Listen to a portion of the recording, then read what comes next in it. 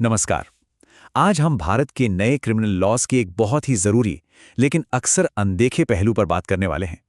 हम बात करेंगे भारतीय नागरिक सुरक्षा संहिता यानी बीएनएसएस की धारा 334 के बारे में।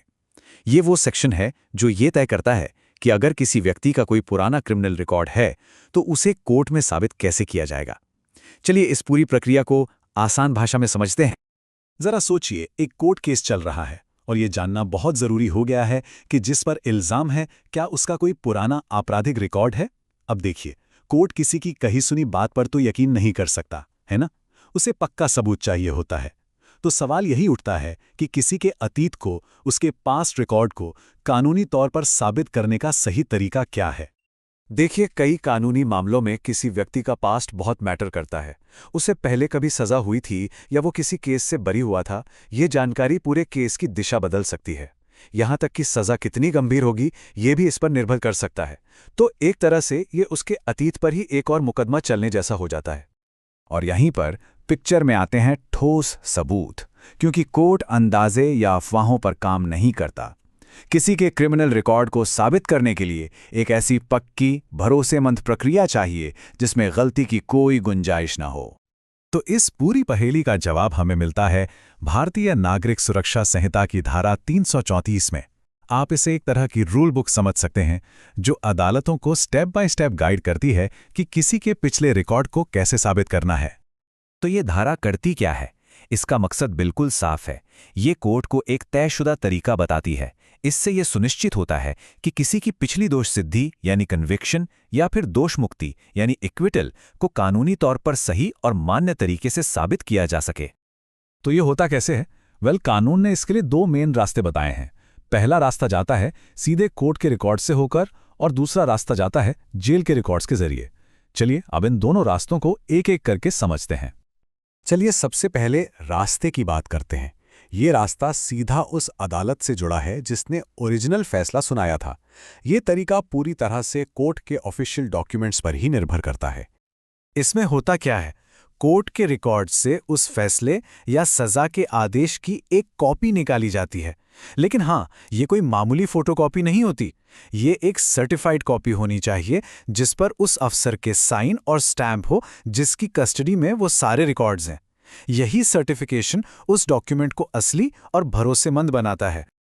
अब आते हैं दूसरे रास्ते पर, जो है जेल के रिकॉर्ड्स। और यहाँ एक बात गौर करने वाली है, ये तरीका सिर्फ पिछली सजा यानी कन्विक्शन साबित करने के लिए है, एक्विटल यानी बरी होने के लिए नहीं। जाहिर सी बात है, जो बरी हो गया वो जेल क्यों जाएगा। तो यहाँ दो ऑप्शंस हैं। पहला तो ये कि जिस जेल में सज़ा काटी गई थी वहाँ का जो इंचार्ज ऑफिसर है वो एक सर्टिफिकेट जारी कर दे, या फिर दूसरा ऑप्शन है कि वो ओरिजिनल वारंट ऑफ कमिटमेंट पेश किया जाए। ये वो ऑफिशियल डॉक्यूमेंट है जिसके आधार पर किसी को सज़ा काटने के लिए जेल भेजा जाता है। तो अगर हम दोनों तरीकों को आमने सामने रखें तो फ़र्क साफ है। पहला रास्ता यानी कोर्ट रिकॉर्ड्स सज़ा और रिहाई दोनों के लिए काम आता है, जबकि दूसरा रास्ता यानी जेल रिकॉर्ड्स सिर्फ सज़ा साबित करने के लिए है। एक का सोर्स कोर्ट है तो दूसरे का सोर्स जेल। लेकिन रुकिए, कहानी यहीं खत्म नहीं होती। सिर्फ ये दस्तावेज ले आना ही काफी नहीं है। एक आखिरी और सबसे सबसे जरूरी स्टेप अभी बाकी है जो इस पूरी प्रक्रिया की जान है। और वो कदम है पहचान का सबूत, यानी ये साबित करना कि जो रिकॉर्ड दिखाया जा रहा है वो कोर्ट में मौजूद व्यक्ति का ही है। सोचिए जरा, कागज तो ये साबित कर देंगे कि किसी रमेश कुमार को सजा हुई थी, लेकिन कोर्ट में जो रमेश कुमार खड़ा है क्या वो वही इंसान है? हो सकता है कोई और हो, है ना। इसीलिए डॉक्यूमेंट्स के साथ साथ ये साबित करना भी बेहद जरूरी है कि रिकॉर्ड वाला इंसान और कोर्ट में मौजूद इंसान एक ही है। और कानून खुद इस बात पे बहुत जोर देता है। वो साफ साफ कहता है कि डॉक्यूमेंट्स के साथ पहचान का सबूत भी देना होगा, यानी आपको ये दोनों चीजें एक साथ साबित करनी होंगी। तो मन में ये सवाल आ सकता है कि कानून में इतनी छोटी छोटी बातों का जिक्र क्यों है? ये इतनी बारीकी, इतनी सटीकता क्यों जरूरी है? इसकी वजह न्याय के सबसे बुनियादी उसूलों से जुड़ी है। सबसे पहली बात तो ये कि इससे सटीकता आती है। सोचिए, एक ही नाम के कितने लोग हो सकते हैं?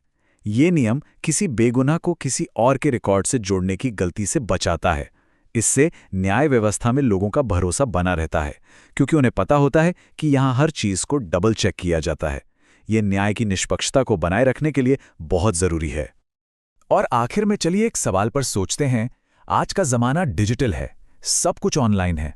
तो ऐसे में क्या ये कागजों वाले फिजिकल और सर्टिफाइड सबूत आज भी न्याय के लिए गोल्ड स्टैंडर्ड हैं, या फिर हमें आने वाले समय में नए डिजिटल तरीकों के बारे में सोचने की जरूरत है?